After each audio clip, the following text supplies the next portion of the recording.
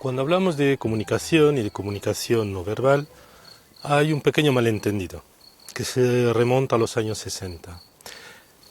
Y esto hay que liquidarlo de una vez. En los años 60, a principios, un investigador que se llamaba Mehrabian hizo una serie, digamos, de trabajos. Y resumiendo, dijo que en la comunicación un 7% era lo que se decía, el qué, un 13% era lo para lenguaje y bueno, el 80% era la comunicación no verbal. Y desde aquel entonces todo el mundo ha ido repitiendo esos datos y no es tan sencillo. Primero Mehrabian, el mismo, unos años después, pues realmente dijo que era algo muy puntual, que se había hecho en condiciones muy particulares y que no había que generalizar. ¿De acuerdo?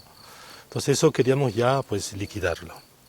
En realidad, ¿qué es lo que pasa? Digamos que a la hora de transmitir algo, en emisión y o en recepción, el fondo, la información, los datos, es solo una parte. La forma verbal, es decir, cómo decimos las cosas, es otra parte. Y todo lo demás sería lo no verbal. ¿De acuerdo? Entonces ahora empiezan los matices. Entonces, para entender y daros un modelo que sea útil, pensar en una pareja de enamorados, ¿no? Lo que están diciendo, cómo lo están diciendo, etcétera, etcétera. Y si no, hacer memoria. Bien. ¿Qué tan importante es el qué están diciendo? ¿No? Más que cómo lo están diciendo y cuál es su lenguaje corporal. ¿No? Si os sirve esta analogía. Entonces, ¿el mensaje cuál es? Esto es importante. Cuanto más emocional una situación, más importancia, más peso tiene lo no verbal, el lenguaje corporal. ¿De acuerdo? Nos podríamos quedar con eso. Eso sería un punto. Y cuando hablamos del lenguaje corporal, también hay muchos malentendidos. Que si hay que mirar a los ojos, que hay que sonreír, etcétera, etcétera.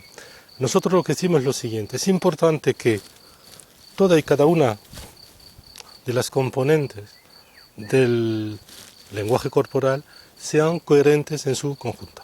Es decir, basta con que uno de los factores no sea coherente con los demás y entonces todo lo que intentamos transmitir se viene abajo. Esa es la explicación. Esa es la explicación a muchas situaciones o dudas donde no entendemos lo que está pasando.